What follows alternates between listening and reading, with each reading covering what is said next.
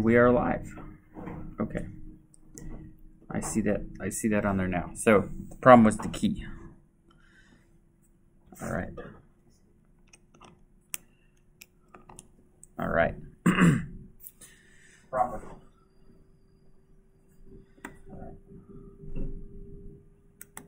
Okay, so let's go ahead and minimize this. Minimize that. Yeah, it's like 10 seconds later. Yeah, it's not fast. PowerPoint.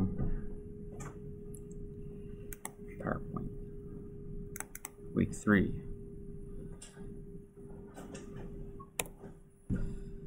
All right. So how did the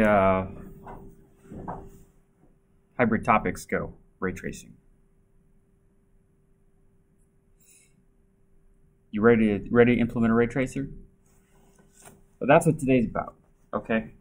Intentionally, I'm doing theory for the hybrid topic so we can think about what's going on, and very little application because it's hard to explain how to do ray tracing in like 20 minutes. That's just enough to just barely talk about it. And then so today we're actually going to take a look at a ray tracer in the examples and see how it's working. But I also wanted to talk to you about how the different kinds of ray tracing works. And there are several kinds. Okay, so just a quick overview of today.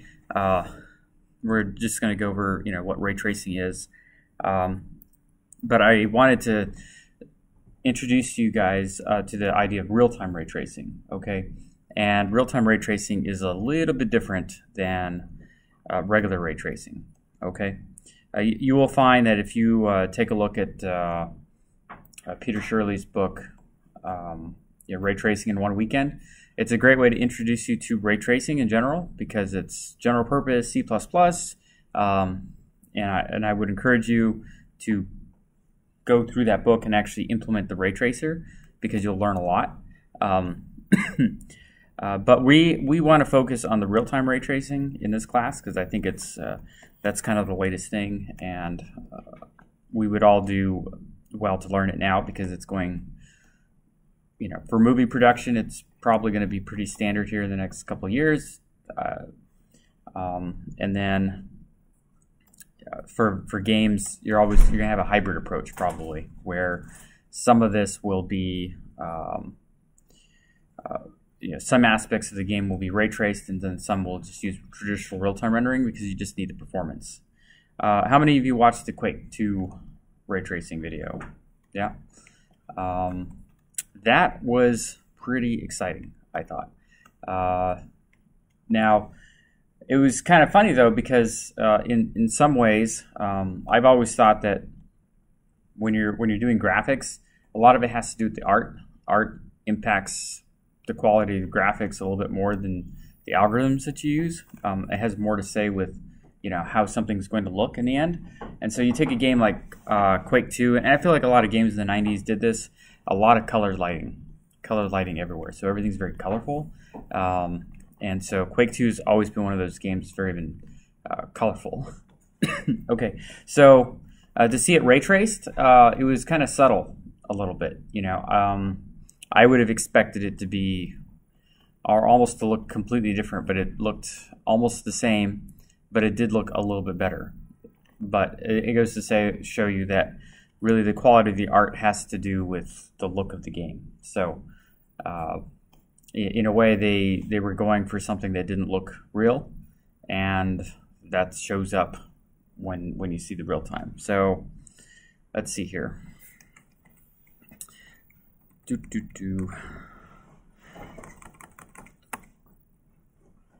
I would probably show it. I think we could show it. What's the worst it could do? Drain my battery?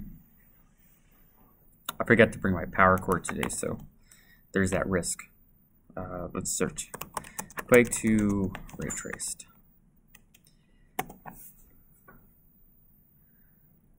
Okay. So this is their video, although I'm going to mute it because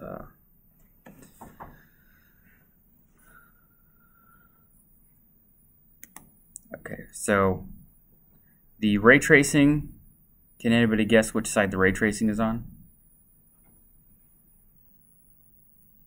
Right side. The right side. What made you think that? See the lighting in particular, like you mentioned, and the colors seem a bit more bold. Their lights are like red, orange, Okay. like that in the wall. I can tell because of the reflections on the floor, and the guy did point out it's darker because you don't have as much reflection. So that's one thing that happens with real-time rendering is you overestimate the light, and so things tend to be brighter when they shouldn't be. But also, yeah, the color is different. In fact, yeah, the one on the left side is more colorful. That's just how it is. That it almost comes down to a preference thing, you know, which would you rather look at? In some ways, I like the image on the left better than the one on the right, but there are things about the image on the right that I do like better. Actually, you can tell because you got white lights over here, and on the other side, you got yellow lights. So I'm not sure how they implemented these algorithms, but obviously that's playing a role. That's actually kind of interesting. I didn't notice that until the second time. So it's kind of like not a very good comparison video because either they were just, let's just get this working as fast as possible, and they didn't pay attention to that. I think the game would look better if they used the original lighting on there. Is the ray tracer one using soft shadows too? Soft shadows? It appears that they're using some sort of path tracing, and we're going to talk a little bit about the difference between path tracing and ray tracing today. Does anybody know the difference between path tracing and ray tracing? Anybody want to take a guess? One's a path, the other's a ray. They all use rays. They all use rays, but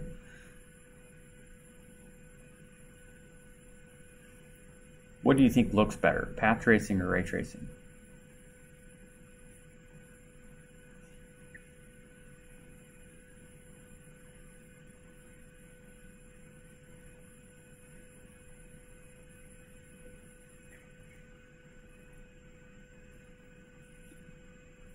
What do you think? What do you think is going to look better? Maybe you don't know the difference, but what do you think is going to look better? Ray tracing or path tracing?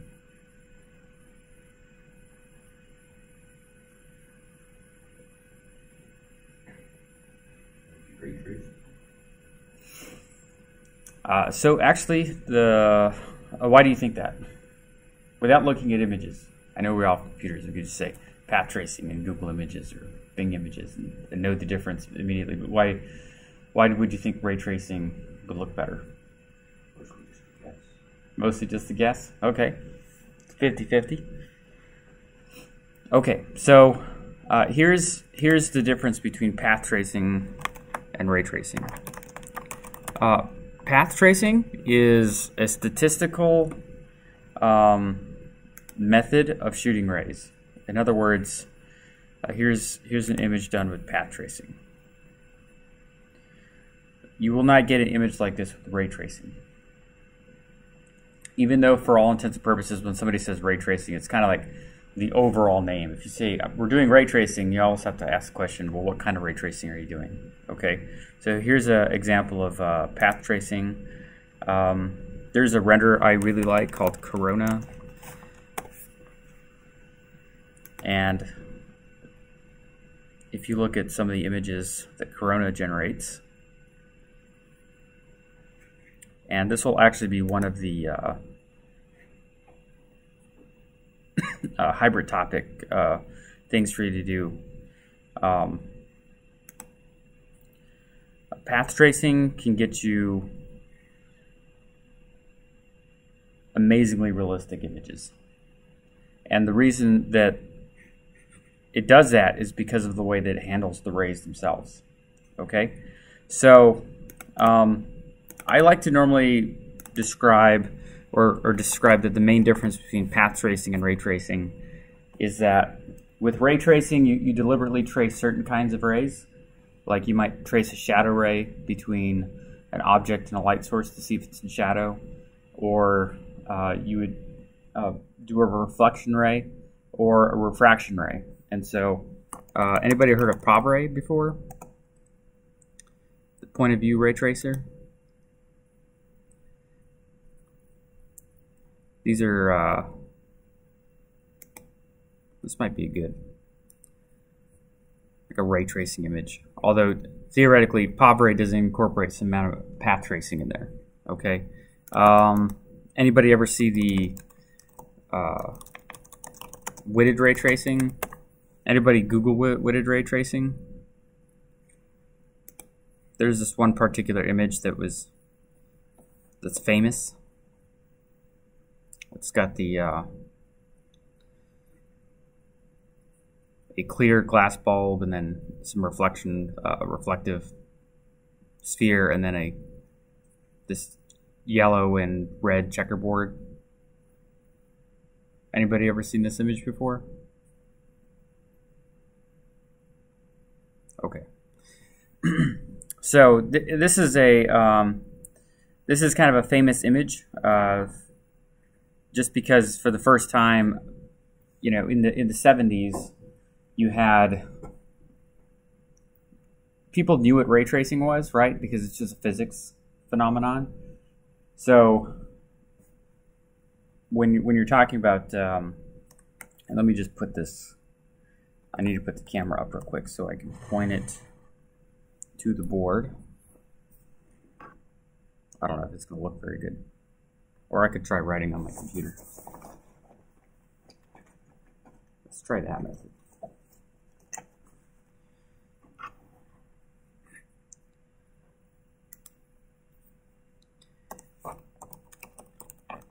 Let's open up Paint. Good old-fashioned Paint.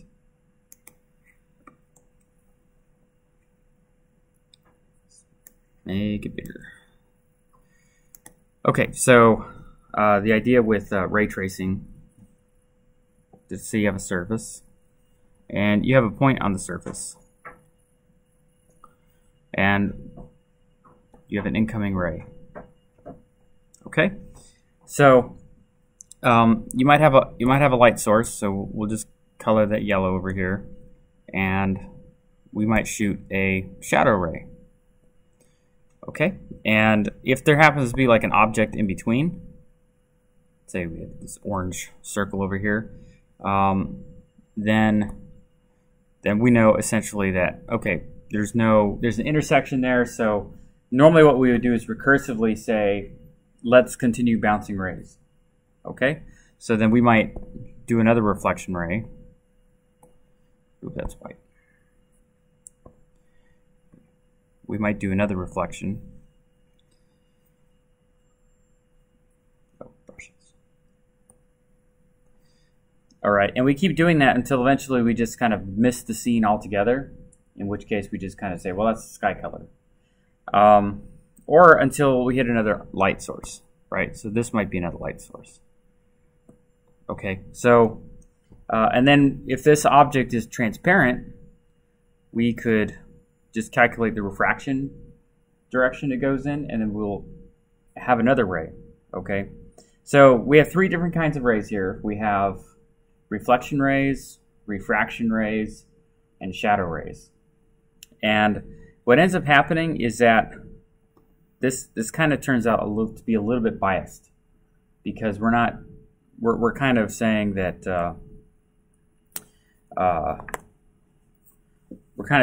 these certain directions matter more than every direction. And that's kind of the difference between path tracing, where with path tracing we might say, hey, let's create this hemisphere over, or maybe it's like a total sphere, right? Because you want to also account for subsurface scattering as well, right? So if you have light coming in from underneath or light coming in from above, then we want to basically assume that every direction could be a source of light. And so you can see immediately that even if ray tracing has this branching factor of about 3, right? Because you're going to shoot a shadow ray, a reflection ray, and a refraction ray, that path tracing kind of explodes because you want to get good coverage of all the directions of light coming in. Okay, so path tracing immediately is way more intensive. Okay, so but we have to go back to the 1970s and think about this whole concept. So it's not that that we didn't think that ray tracing was a good idea. It was just it was a bad idea for the time, because why are we going to calculate? You know, we could calculate ray tracing, but that takes forever. All right, so and it's easy to kind of think of, okay, we know how to calculate the refraction direction, we know how to calculate reflection. But what was happening in the 70s is like, well, we're going to do real-time rendering, so let's go ahead and draw the triangles on the screen and then shade the triangles. And that was so much quicker than trying to do ray tracing. So, but there was problems. So actually, when you look at the 70s, you have like shadow mapping and shadow volumes. So that was trying to solve the problem of shadows. Okay, and then you also have reflection mapping and that type of stuff. So we're trying to solve the problem of reflection. And then refraction, that's just one of those. I don't even think that they were able to successfully do too much in that direction. And even now, when you look at a video game, if you look in the water, I always look at the water, because it's really easy to kind of look at the Fresnel effect on the top of the water, and it looks good. But as soon as you dip under the water, it doesn't look right. Because I've stepped in, you know, you've been to a pool, you know that everything shifts. It's all squeezed, you know. And so when you look inside the water, it's like, okay, this is, you know, that index of refraction really changes what things look like. And so, I don't know, I watched a friend play Crysis or something, you know, one of these really high, and I was like, let's go look at the water, because I'm trying to see. I was like, nope, they didn't do it. And it's kind of funny, because some games in the 90s, like Quake 2, you go under the water, and they tried to do this, like, squishy effect, almost like you were in the water, and then it almost seems like at some point, we just completely gave up on the whole refraction stuff, so forget it. If they're under the water, just render it normal. So that's how a lot of games are, that you just, there's no you know, if you're looking out of the water, you'll see that everything is exactly the same height and everything. So, so refraction was, so each one of these were big problems because it's hard to get those accurate. And how many people have seen, like let's just take shadows. Even now, when you look at a modern video game with shadows, is it perfect? Or do you think it's perfect? You get these like aliasing effects where you'll see like flashing, because we can't tell if the shadow should be, if we're like under the surface or outside the surface. So you get this thing called shadow acme. So when Turner Whitted was working on this problem in the 1980s, all he really did was just say, yeah, all this stuff is a problem, but how about we just go ahead and just do ray tracing? And he actually put all 3 kinds of methods in there. He put the refraction, the reflection, and the shadow rays. And simultaneously, it solved the problem of all 3 of those problems. And so the images that were being produced, like this, you know, this image we're taking a look at, was an amazing image for the time, because you couldn't produce a real-time rendering image that looked this good for the time. And so for a lot of the 1980s is when you see a huge increase in ray tracing. I bet lots of university computers were just like, you know, the CPU percentage just went up, just because people were trying to render spheres on the computer. But in the mid-1980s, you see a few concepts like distributed ray tracing and path tracing in particular. So a lot of times we like to refer to Kajia's paper, where he introduces path tracing. And what happened with path tracing essentially is a lot of graphics researchers just sort of realized that, you know, a lot of what we're trying to solve is a lot like what the scientists at Los Alamos National Labs were trying to solve. They were working on trying to do calculations to simulate an atomic bomb. And so there's this theory in physics called neutron transport. And the idea is, can we calculate, we have neutrons traveling, can we calculate what's going to happen if they hit a certain object or not? So they're trying to simulate neutron transport, and they use a technique called Monte Carlo methods, okay? And anybody know what Monte Carlo is famous for?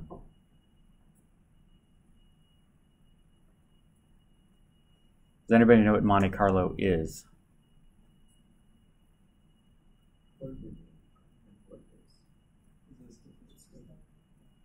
That's a statistics thing, but it's not a statistics thing first.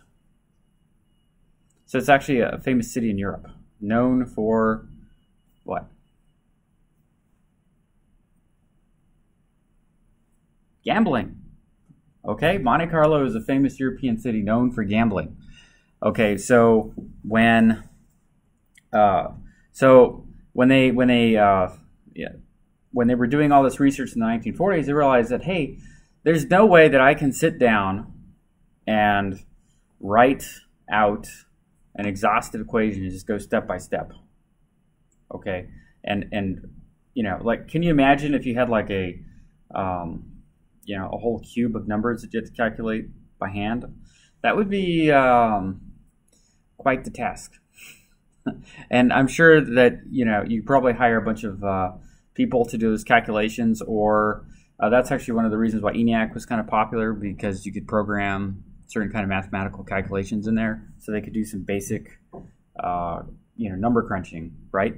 So, but the idea behind Monte Carlo is that you can kind of come up with an estimate of what a function ought to be, not by exhaustively calculating every number in the interval, but by calculating a few numbers in the interval and just seeing what that number is getting to. So we're going to talk about Monte Carlo a little bit later in the course, but the big difference between ray tracing and path tracing is that what we do with path tracing is we say, okay, we're shooting a ray, and now we're going to, once it hits the surface, just randomly determine a direction that it should go.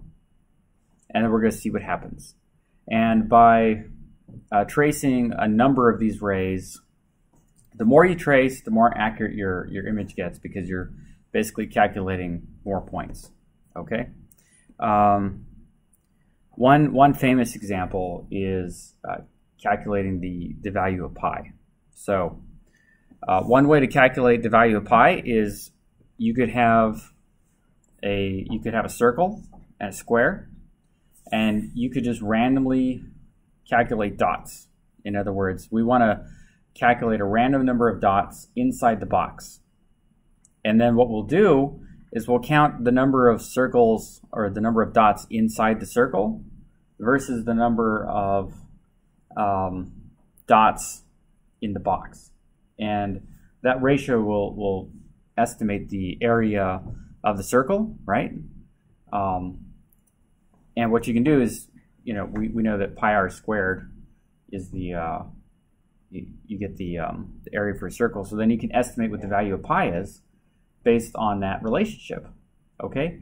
So sometimes it's been described, there's like throwing darts, and then you get the Mona Lisa out, right? And so that's kind of what Monte Carlo, that's what path tracing is. We're just going to throw a bunch of darts at the screen. And in other words, you shoot a bunch of rays, and we just see what happens to them. And over time, it gives you an estimate, but the variance of the estimate gets better and better and better. All right? Okay, so back to ray tracing.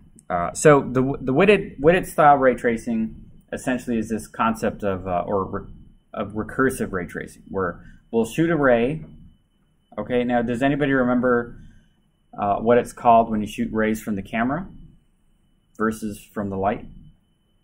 What is that called? Forward ray. Forward and backward. Now, which is which? When is it called backward? That's like it's the other way around, right? Because does light come from a camera? Well, we're ignoring a flash. We're just imagining a pinhole camera. So we call it backward ray tracing because technically rays come from a source of light, and so we're going backwards. Now, why would we want to go backwards? What's the practical application of going backwards? Exactly. Because if you shoot rays from a light, is there any guarantee that it'll even make it to the camera? No, because you may end up, getting a splotchy image if you do that. Now, there are reasons to trace rays from the light, but for this style of ray tracing, with its style, we go backward. Okay, so it's called backward ray tracing. And then if you're going both ways, where you shoot some rays out from the light and you shoot some rays out from the camera, then it's called bidirectional. Okay, and the idea is that somehow you'll just connect the two in between. All right, so that's what's going on there. Okay, so now let's take a look at this ray tracing, real-time ray tracing, because, and let me search for DXRT or DXR ray tracing. So it's pretty good. I want the diagram.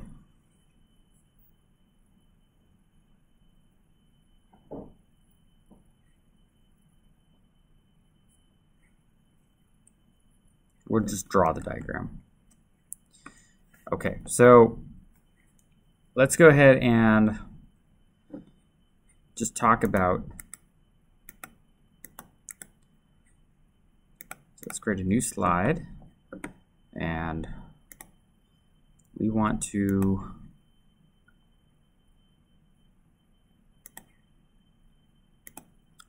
let's get a blank slide in here.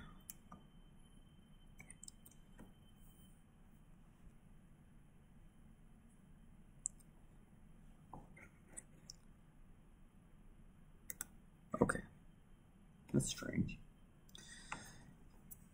Okay, so the idea here is we have some kind of ray generation. All right, so this is like an actual component of the ray tracing hardware. So we want to actually generate rays. Okay, now what might be some of the reasons why we would generate a ray? I'll give you the easy one. We want to generate rays from the camera. Okay. Now, why would we want to generate rays any other time?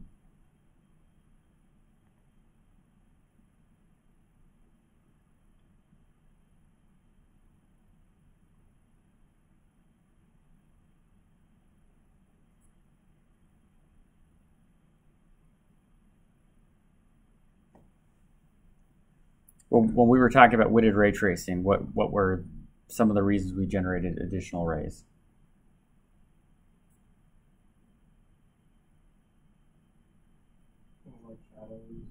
Okay, shadow rays were one type of ray we needed to generate. What are the other ones? Reflection and refraction. Okay, so, and then in path tracing, you're just generating a random ray out somewhere in any direction. Okay, so we have this ray generation, and now that we have this ray trace, this ray generation, now we need to go through the objects in our scene. Okay, so, and this is one of the costliest parts of ray tracing, because when you do ray tracing, you have to calculate the intersection of a ray and an object, but which object?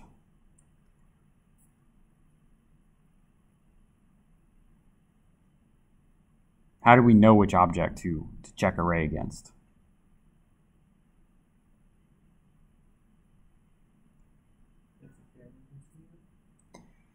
Okay, that's one.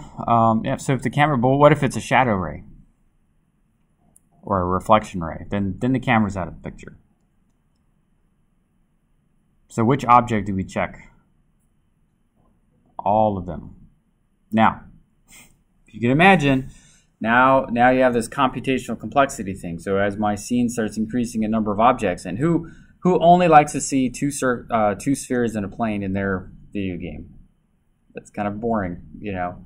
It makes for a cool image, you know, at the time, but it doesn't make for an interesting image to interact with. Okay, so a lot of times we'll want to speed this up, right? There's no sense in checking every object.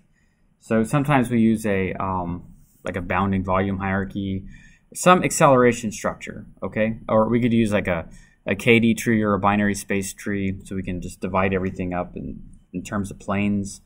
Or we could stick everything in a voxel grid and just say, okay, let's just trace through the voxel grid. That's a sparse voxel grid. So if we have a whole bunch of objects in this, you know, element, then we know, okay, let's check the ray against these ones, but we don't have to check all the objects in another voxel. And then there's some similar ones like a quad tree or an oct tree that divide space in either 2 dimensions. Quad trees divide space in 2 dimensions. Oct trees divide space in 3 dimensions. And so you can recursively go through an oct tree and just say, well, we're in this quadrant, and we're going to break it down until we find the smallest one that we're in, okay? So we have some kind of acceleration structure.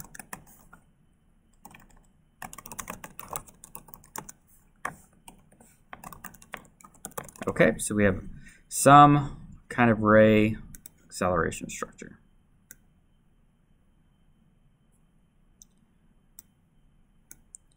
And I just want to get this to point,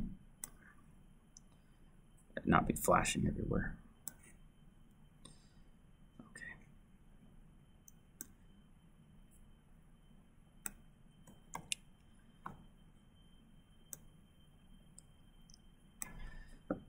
I think it doesn't like the monitor. Whoa.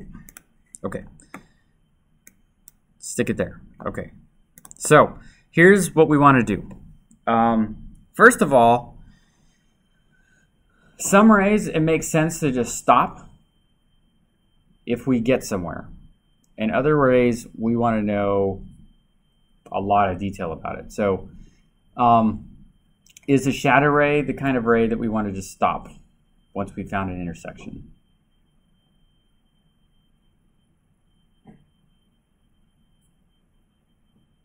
We're trying to trace a ray from the point. So the camera hits an object, and we're going to shoot a shadow ray to a light source.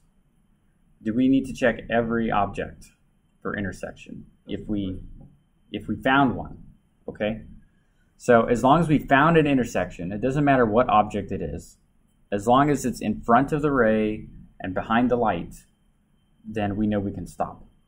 Okay. We know it's never going to get to the light source. Okay. So we call that an any hit.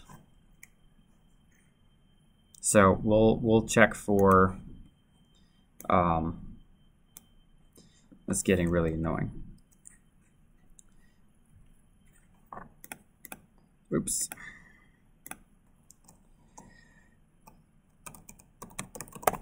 Search for the pipeline.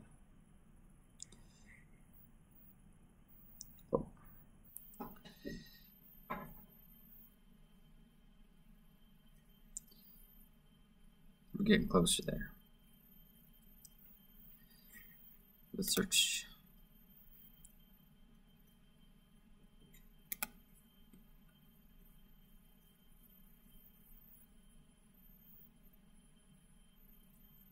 Aha, okay. There we go. So you may remember this from the video. Okay, so the idea here is we're generating rays and we're going through some acceleration structure. And on the hardware, I believe they kind of hide this. You don't worry about what the acceleration structure is. They'll determine what it should be.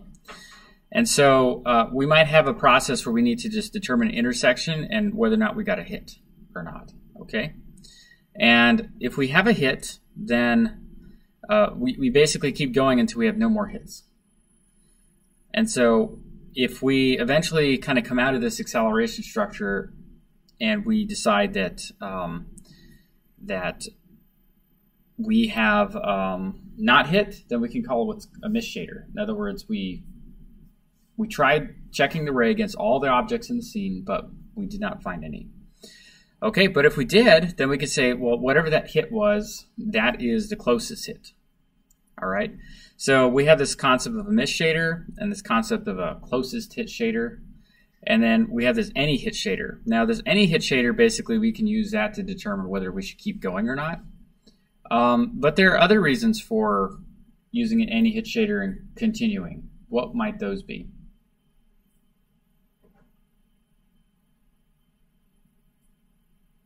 You could be creative about this. What might you want to, like, maybe we're not at the closest spot, but why would we want to just keep going? We're not talking about shadow rays here right now.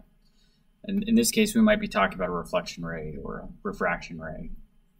So what might be some purposes? Why would we want to stop and do something with it?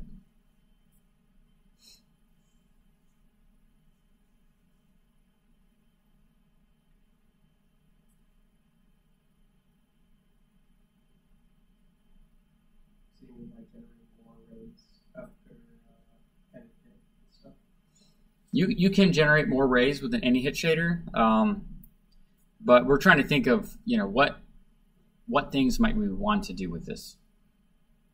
This is what I want you guys to think of. Like, what are we, you know, this closest hit's really good for shading objects, right? If we hit the closest sphere, it's going to probably be pretty expensive, you know, because we're generating reflection and all that. But why might we want to stop in the middle somewhere? What might be the purpose of that? Kind of. Can you explain more? So if we're going to stop in the middle somewhere, so light, or you're able to see through a surface, right, in refraction. Sure. Or light gets refracted from a surface. Not quite sure how to explain it. So I'll give you, what if you're going through a volume of air or clouds or liquid, right? What happens, I mean, let's take milk, for example, right? The difference between water and milk. What makes milk white?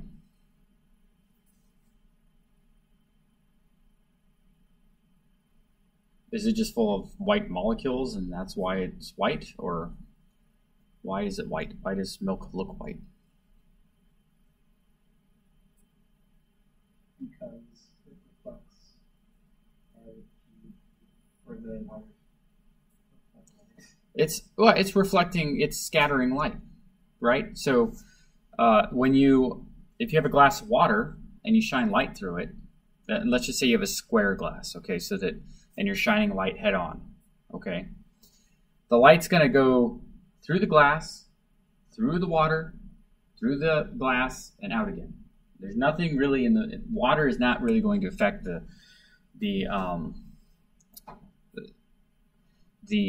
color of light for small volumes, right? Now, that doesn't apply to the ocean because we know that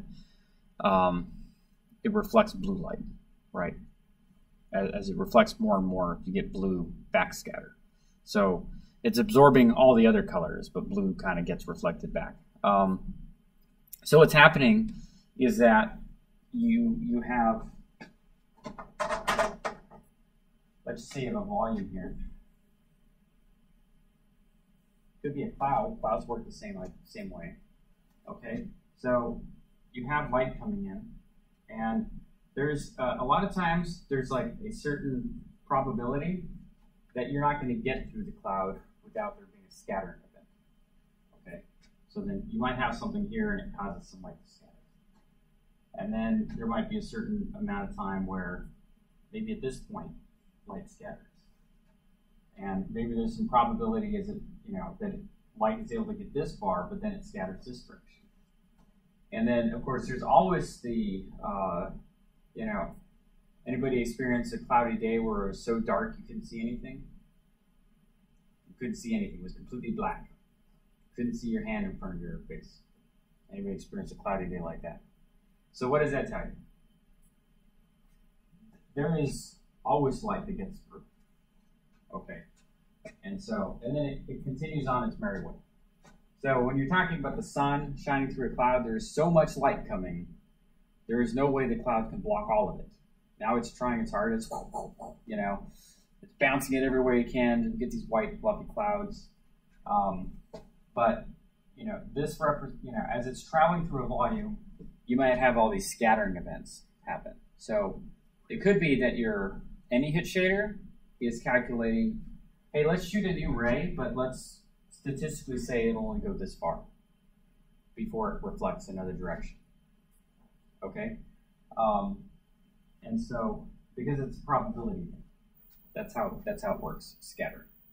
Okay, so that would be a purpose for any shader besides like shadow rays, right? Because it's easy to think of shadow rays. Like, okay, if we hit something in the middle, we're done. But maybe we want to do like volumetric atmospheric type events.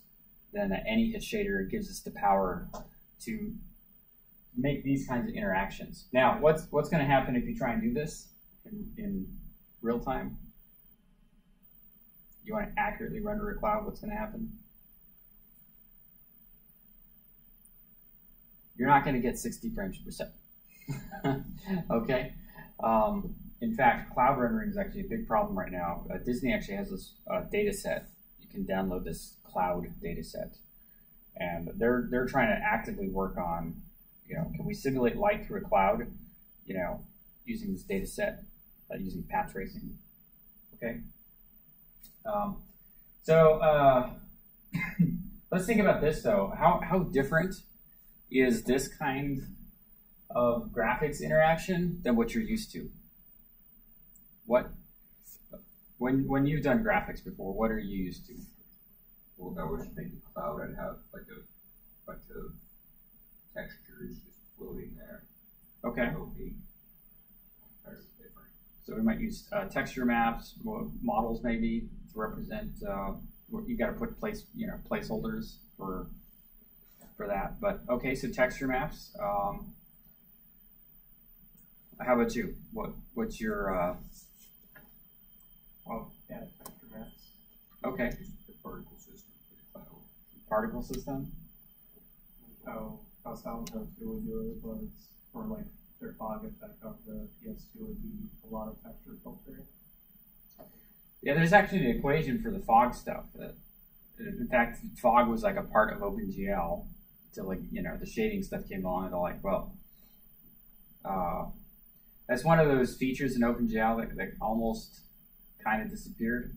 Like people used it a lot because you could have the background just like a fade to a very gray type color or something, right? But then almost no one implements fog. It's hard to find a tutorial like, all right, now let's do fog, But it was just a formula that was based on distance. So whatever your z value was, you could calculate whether it was an exponential fall off and then you just blend from whatever the shaded color ought to be to this fog color, and that's how you simulate fog. How about you, Arsh? What's your experience with graphics? Or how is it different than this? I would just put a giant blob. You put a giant blob there. And just I don't know, just allow some light through or not allow any light through. The easy, stupid, ugly way to do it, just put a giant. So you could render a blob. Yep. Render a blob, okay. And it's an artistic choice. Yes, sometimes these things are artistic choices, I would probably do like a 3D model. like a 3D model and have a texture on it. That would really make it see through. Yeah, that's another thing. Is you could just say, let's just apply alpha blending. This one has got transparency of 20%, and so we can kind of. But then sometimes with clouds, it's like, well, I know it's not really 20% because you can't see through a cloud in most cases. But in some cases, so you can use a texture that's got an alpha value to it or something like that. Does this change your perspective of what you can do with graphics? Or how is this going to add to the toolbox? Thinking about simulating light in terms of paths. More realistic render. Could be more realistic. Does it have to be? Doesn't have to be. I don't know how many computer graphics films have come out, and very few of them have actually looked real. You know, so it's not. Doesn't need to be used for. I mean, like games. The thing that comes to mind is, I don't know if anyone's played like Siege or like No Man's Sky. Especially No Man's Sky. Yeah. Like on a planet and they have like it's a poison planet with all the light through the poison gas. Yeah. It's like similar. That's cool. Or like landing onto a planet when you're going through clouds. Right. It's a lot more straightforward to think about than having a bunch of textures and stuff and a bunch of other workarounds that we're just doing whole games. And that is true. I mean, it's actually kind of funny because when you start learning about scattering, it does change your opinion on how you go about doing the graphics part. I think for me, you know, when I was younger, I remember making this. I wanted to simulate going through a nebula, so I basically used like Perlin noise texture maps, and I would just kind of fade them in with, you know, transparency. And so I always liked how you could have transparent textures mixed with each other, and it just kind of changes. But yeah, this is fascinating. So the idea though is, you know, can we use one type of pipeline to kind of facilitate this and get more realistic graphics out? All right. So I think it would be good right now to kind of take a look at the example code. So because I have a very simple ray tracer in there. So let me go.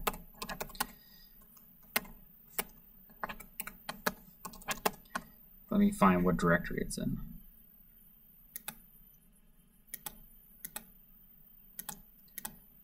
It's under homework template.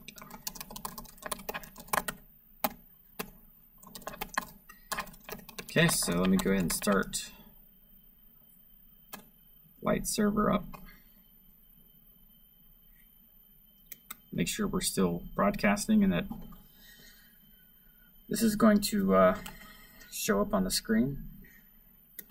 Okay, so let's look at examples. Let's look at the ray tracer. Okay, so we can see everything here. Okay, so this is the ray tracer, and what I'm doing here is I just want to ray trace a sphere. Okay, so you will recall that one of the first homework assignments is, hey, let's make a ray tracer. Okay, so I wanted to we want to understand what a ray tracer is, how to make one, because it's different, and it would be nice to do it where we can use the power of our GPU.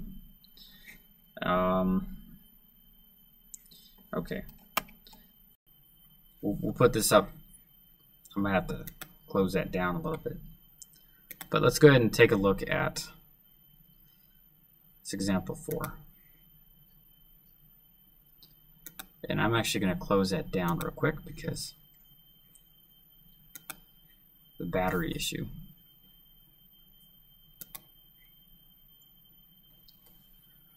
Okay, let me make that bigger so we can all see it.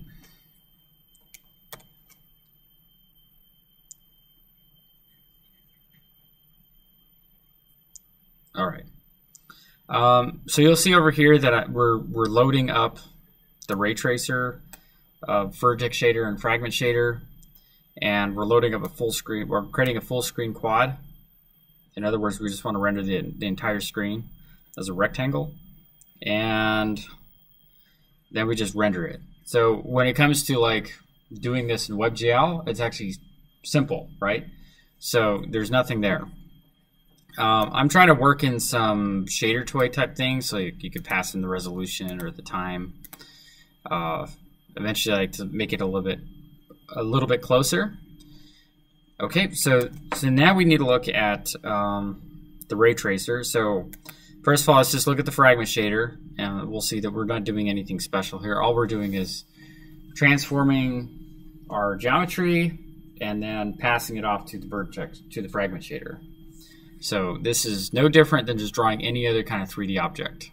We just happen to want to draw a rectangle on the screen. Okay, let me close all those.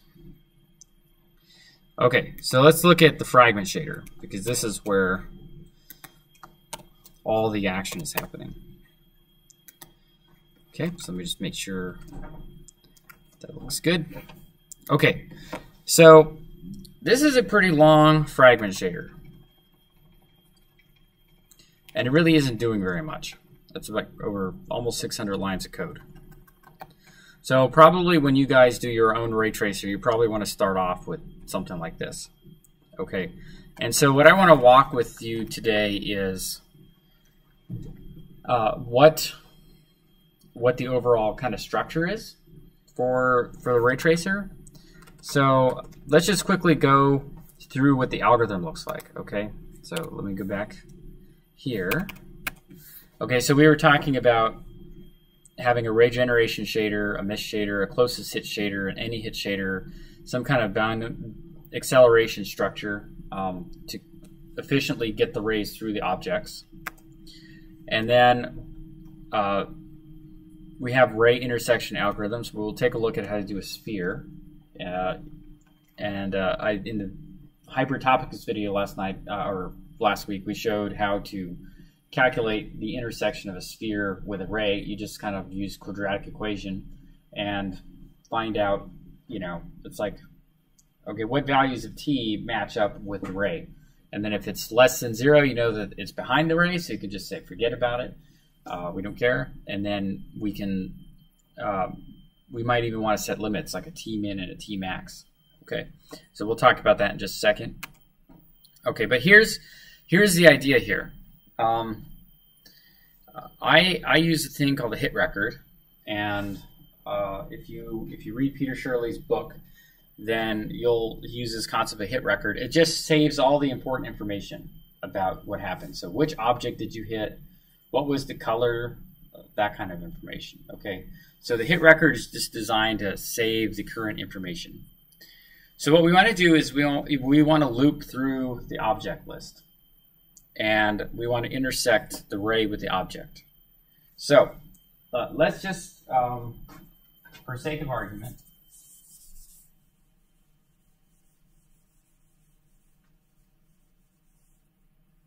let's just say we're going to shoot some rays off, and we have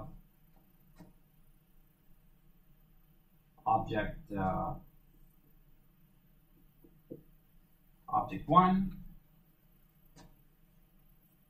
This is important. The numbering is important. Object 2.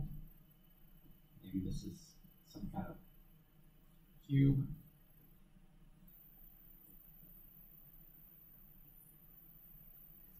And maybe we have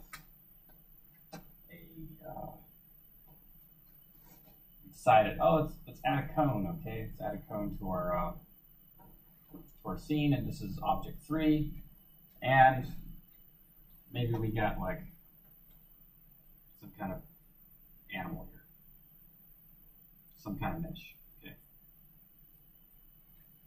now, and this is object number 4. So the naive approach, which is always a good way to start, just do it as simple as you can. Okay, we don't need to be worrying about octrees and quad trees and all that stuff right now, because it has nothing to do with how your images are going to look in the end. It's just a way of getting it to go faster. So let's just say that we have a camera. Okay, and we're going to shoot a ray through the scene, and we want to find out what the closest object is. Okay, and so when we added our objects to our list, we added the sphere first, then we added the box, then we added the cone, and then we added the little mouse rabbit thing. Okay, so what we're going to do is we're going to start with the first object. Okay, and I'm just going to move the camera down here so we don't clutter up the drawing. And so we're going to say that a ray is going to start at some point.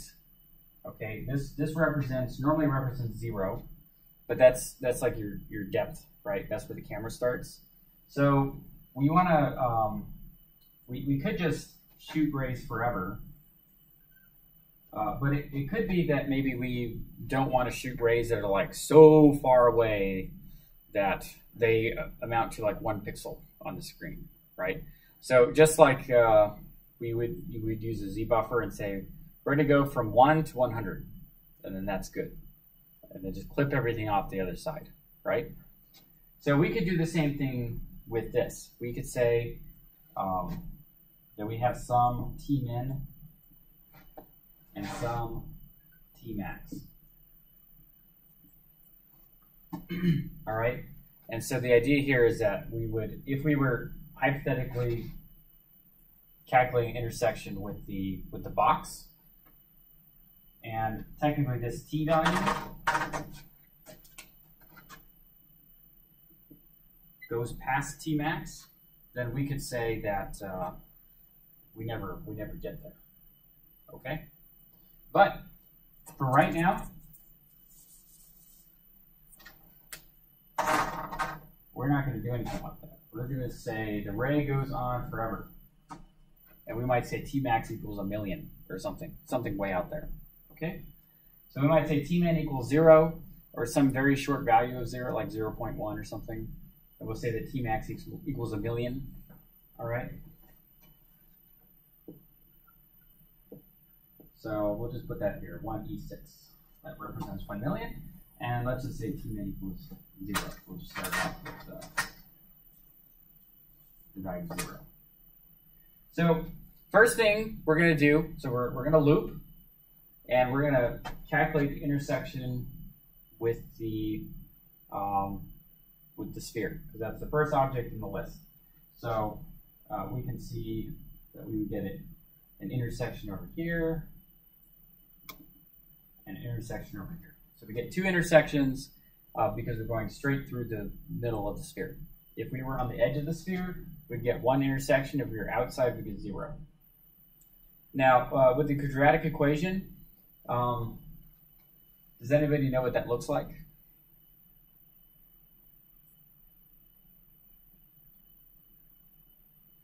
When do you ever get 2 results with the quadratic equation?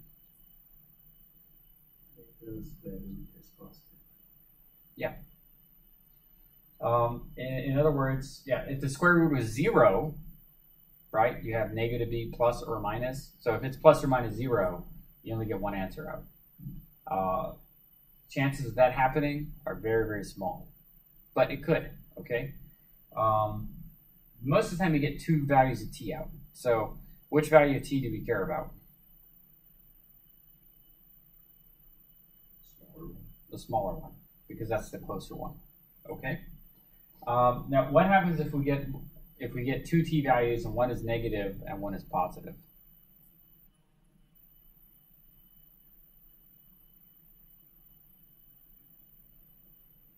You probably wouldn't care since we're inside the object. Inside the object. Just want to look outside of the object. Yeah, excellent. So we're inside the object. So yeah, maybe that's where refraction comes into play. Maybe you're inside of a glass sphere.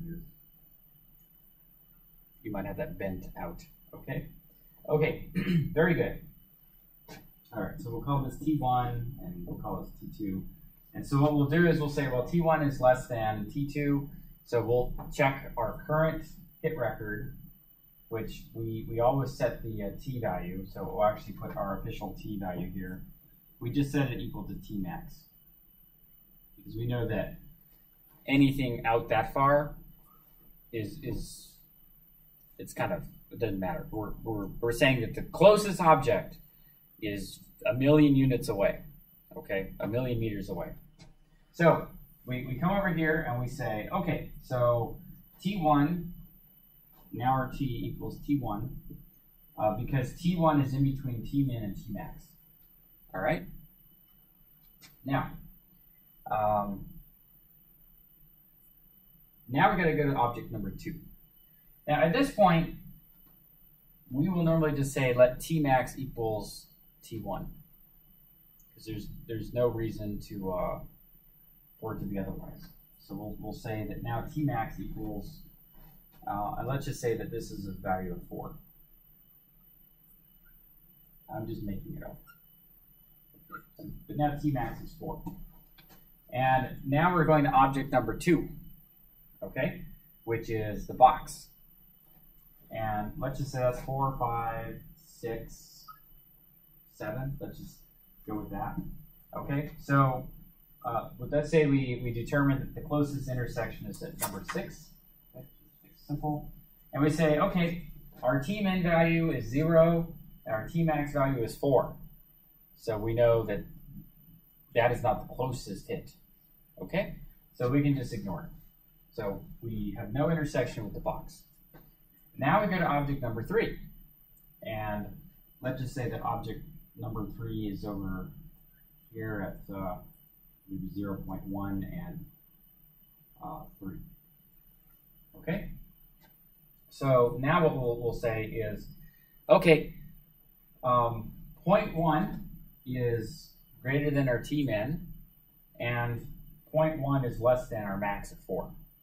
Okay, so we're basically shrinking this interval. So now our new T equals 0.1. That's the same thing as Tmax. All right, and so now we're over here. Now we're saying object number 3. So we update our hit record and say now object number 3 is our closest one, and whatever extra information that we need to fill in.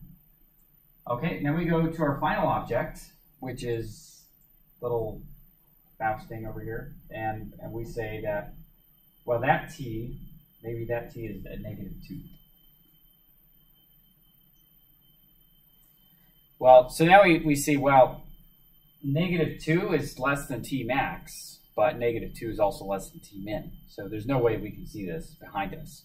Okay, so anything less than Tmin is behind us, so we just say, nope, don't care about it. So now we're at the end of the loop, and we can say that we're finished. Now, as we're going through the shader here, right, first we're saying, is it behind it? Keep going. Is it further than we've already been? And keep going. If, I guess you can just compare that with Tmax, right? We're updating Tmax. But over here, now we basically say now our new T is this. Okay, so we can actually say Tmax equals T. And then because we have a hit, we can call our any hit shader. Now, for right now, we don't really need to care about an any hit shader because we're not doing any reflection so far, or because we want to do all that in the closest hit shader. Okay, so, but if this was maybe we were checking to see if we landed inside some kind of volume, right? Then we might have an extra step that says, okay, what's the chance of us scattering another direction? Okay. So, but this in the stages though, we have an intersection, so now we can call it any hit shader. All right, and the any hit shader causes the maybe we want to check the result on that and say, should we destroy the ray, not go any further with it, just kill it, or so on. Now, that is a valid technique, to just kill a ray and not do anything with it. But we'll talk about that later when we talk about path tracing in course. But for now, this might be like for shadows or something. Maybe we're just checking shadow rays and see if this is a shadow ray, then just kill the ray off. We're not going to get any light in this direction. Okay, so we went through all the objects in the list, and so now we're checking to see if our current T is not the same as our Tmax. So in other words, do we actually find something in between, right? So if we found something in between, then we can say, call our closest hit shader. Otherwise, we'll call our miss shader. So this week, when you guys watch the Hybrid Topics video, we're actually going to go over what you would want to do with the miss shader. Okay? But we could just brainstorm real quick. What would you want to do with a miss shader?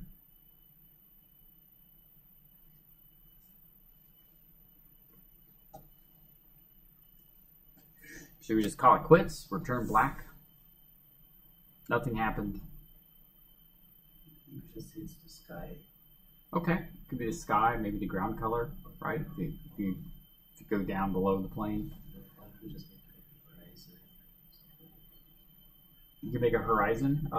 You could also say, let's just look it up in a cube map representing like the environment.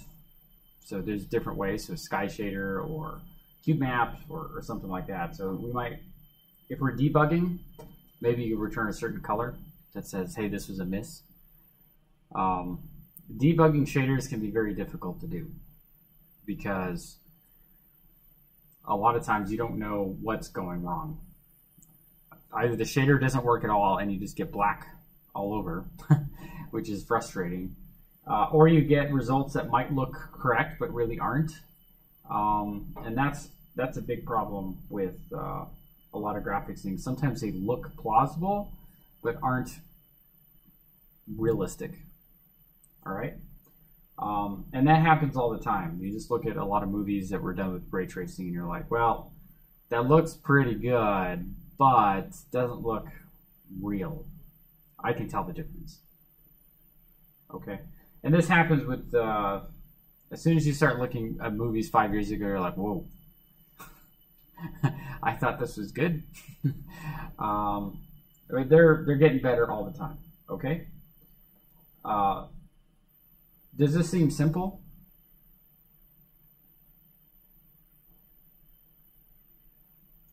Pretty simple. But as with anything, the devil is in the details. Okay, so let's go take a look at how the ray tracer is doing it. Okay, so we'll just kind of skim down here. You see I have a bunch of constants in here because these are things that I'm going to want to try and do, like support different kinds of materials. Obviously, I read enough of Peter Shirley's book that I'm like thinking ahead, okay? But all that stuff's deleted out of here. And I got some things here. You'll notice that sometimes I just like to make constants that mean something other than I don't like when you have to put ugly code in somewhere. So sometimes I just like to put a name in there. Okay, so I have a structure in here for material. We're not using that right now. I have a structure in here for something that's hittable. And I have basically just, it's kind of grown. Like at first you might use a hittable structure to represent a sphere, in which case you only need the position and radius, right? And some of this extra stuff is, you don't need it, right, for now. And then I have the material, right? So the material represents is this a red sphere? Is this a blue sphere? A light source, we'll get to that in a little while, but we're not doing that right now. Then we have a ray, which remember this is just the origin and a direction, just like over here. We have an origin and a direction. And then here's the hit record, okay? So first I want to know which object got hit, and then I want to find out what was my t-value at the time. I want to find out exactly where did it get hit. So we're going to record this point in space. I also want to know the normal. So what direction is this point facing? So maybe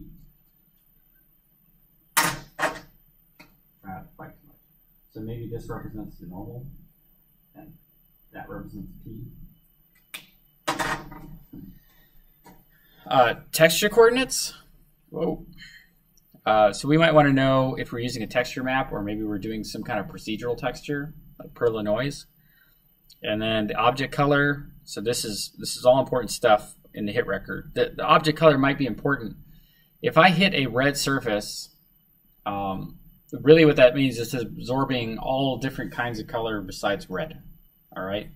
Now, I also do want to point out that sometimes it's easy to think of color as red, green, and blue in computer graphics, but you just have to remember that red, green, and blue is a model of our perception in our eyes, and that's not how light works.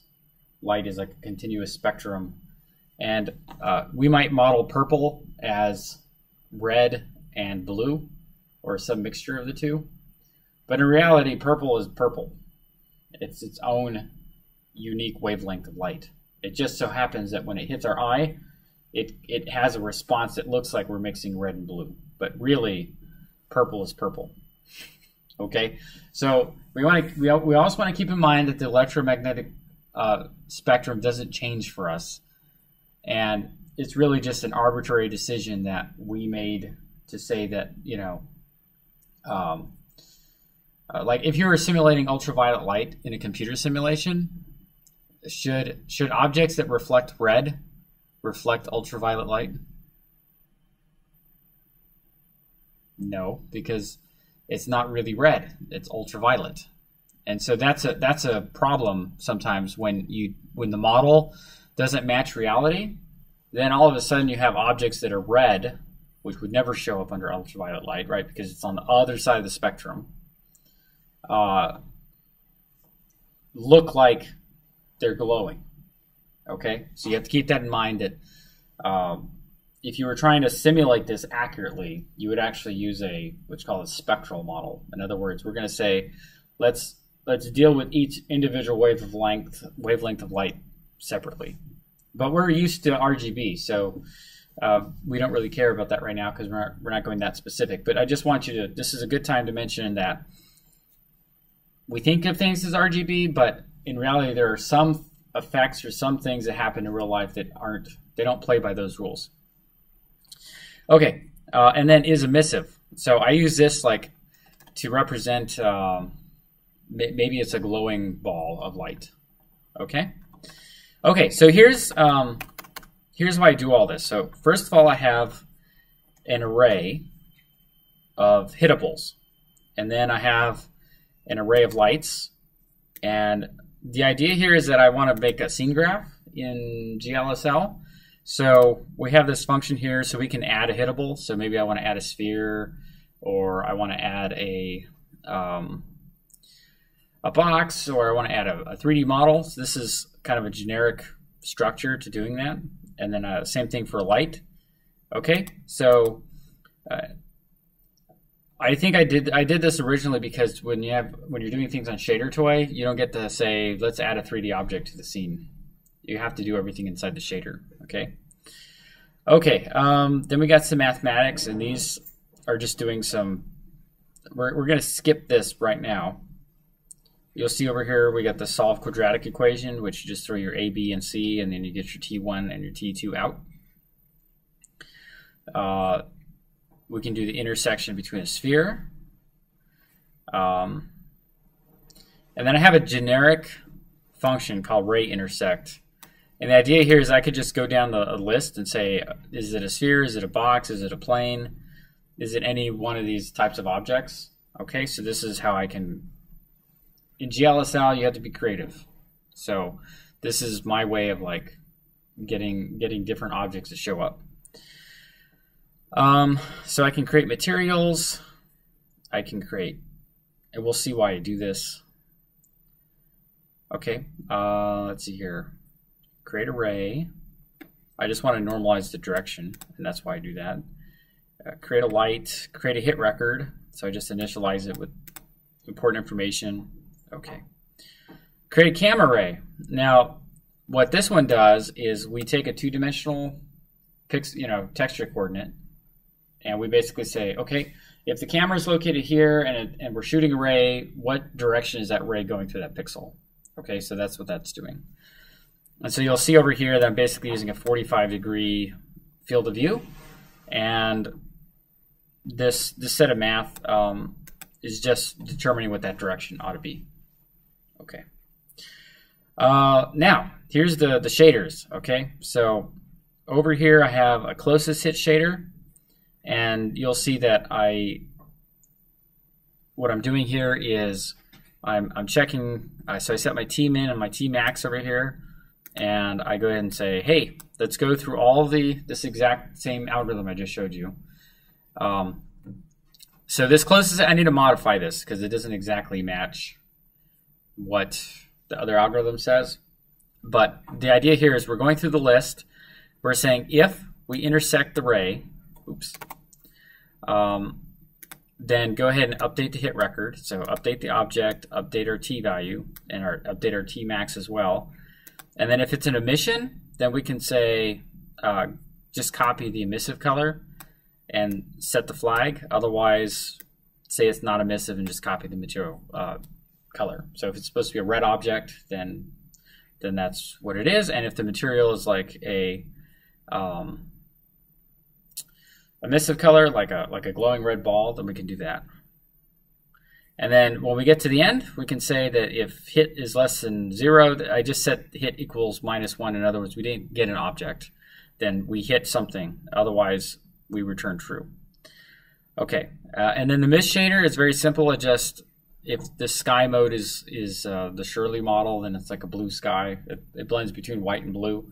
And then I have one called Sky Dawn, which just blends between like orange and blue. And then this is the function ray hit. So you'll see over here that if we don't have a closest hit, then return the mist shader. Okay? And then over here, this is one of those things. This is an important pattern for you to see right here. You can't just use a variable to index into an array. So I have the value I, right, that represents which object got hit. But I can't say objects I. So here's how you do that. What we do is we say, let's go through all of them. And if that index equals I, now this, because this variable here can be determined by the GLSL compiler, now we can index into this array. So it's a hack to get around the fact that you can't just dynamically index into an array. Okay, so now we can check, is this a material emission? And then otherwise we can say, what's the normal? And go ahead and return, what this is doing is just shading the color with the color of the normal. Okay, so that's like a bluish object, I think. I don't know what I said it. I set it as a blue object, so I'm just blending blue with the color of the normal. All right, so this tells me two things when I'm debugging. First of all, is it's kind of like the Gooch shading. Remember we were learning about Gooch shading in the last class? So you'd have like the color of the object, and then you mix in whether it was a warm color or a cool color, depending if the normal is facing away or towards the user. So that's kind of what we're doing, that same concept here.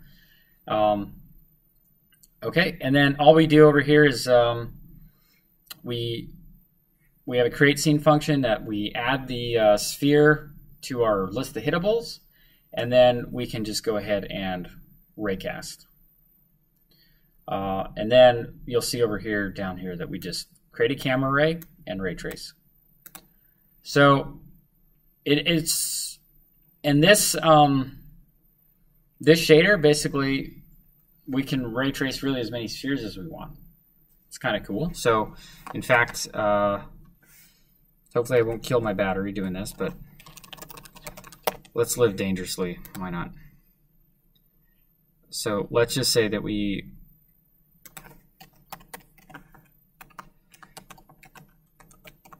let's create a red one. Oops. And let's just put it off to the side. And let's move this one over. Okay, so with any luck, we should have a ray tracer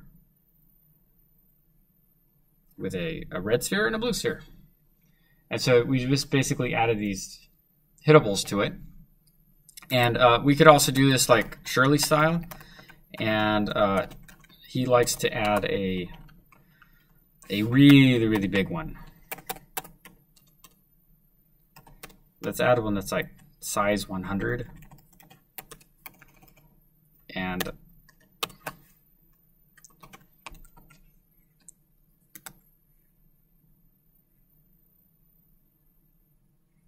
yeah. But remember to go just a little bit down. And let's make it brown.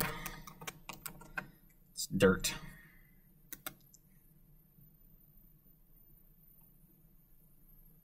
Or green. Oh, what we're doing is we're end up blending the normal. Okay, so yeah, so now we basically added the ground. Okay, if we wanted to, we could say that we could use 1,000, and that would make it look smoother. This is one way of approximating a plane, is just make a sphere so big it's practically flat. That's like the Earth, right? Okay, so here we go. We have a simple ray tracer that we have added 2 spheres, and we use this basic algorithm of this loop through every object, compare the t-value, the intersection, and then we went from there. Let me think here. What do you think?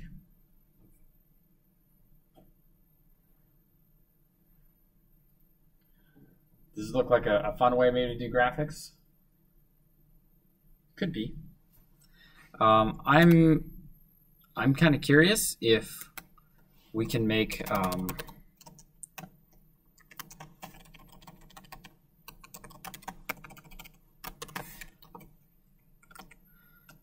something move, because you have no way of knowing how fast this stuff is. So this might be going. There we go. This gives you an idea of how fast you're getting a frame rate. And then you can see that the closest one, there's no Z buffer algorithm. There's no Z buffer. All we're doing is checking collisions, and whatever the closest collision is, that happens to be what we get. All right, that looks cool. That looks fun. Let's make it so that it doesn't go under the ground.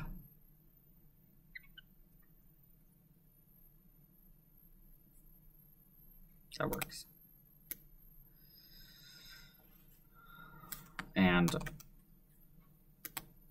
maybe it would be fun to add some motion to the one on the side. He looks, there we go.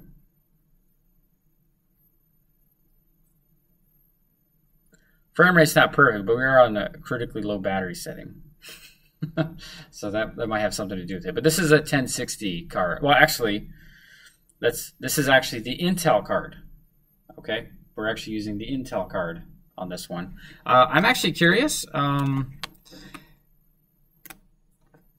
if we minimize everything, and this is going to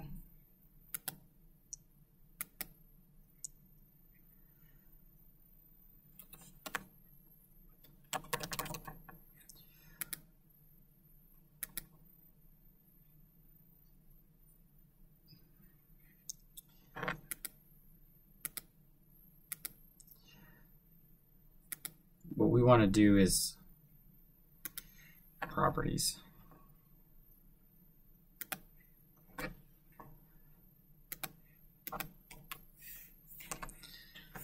Firefox. Let's run with the NVIDIA GPU.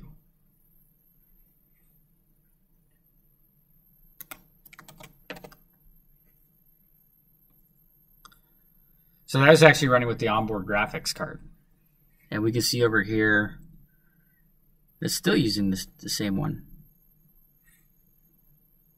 I think Chrome you can get to force to use. So anyhow, I think that's all we have for today. So the only thing left, I just want to quickly mention the projects. The project pitches are due on next Tuesday. So please upload a 16:9 slide by Sunday night, talking about which project that you want. Now, here's what I would encourage you to do. Go to the Slack channel and then talk about your projects. And then I can kind of give some comments on what I think or what would be a good project, or give you some feedback on the project that you want to do. And that way we can kind of come up with some very interesting graphics rendering projects. So let's do that this week. Talk about the projects we want to work on and refine the ideas, and then a 16:9 PDF slide, and I'll send out a announcement on Blackboard.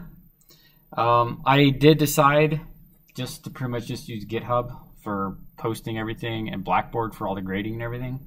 So, and then we have YouTube as well. So I'm trying not to make it so complicated for everything we're trying to do. Okay, so we'll go ahead and call it quits for today. Thank you very much for coming. And let's think about ray tracing.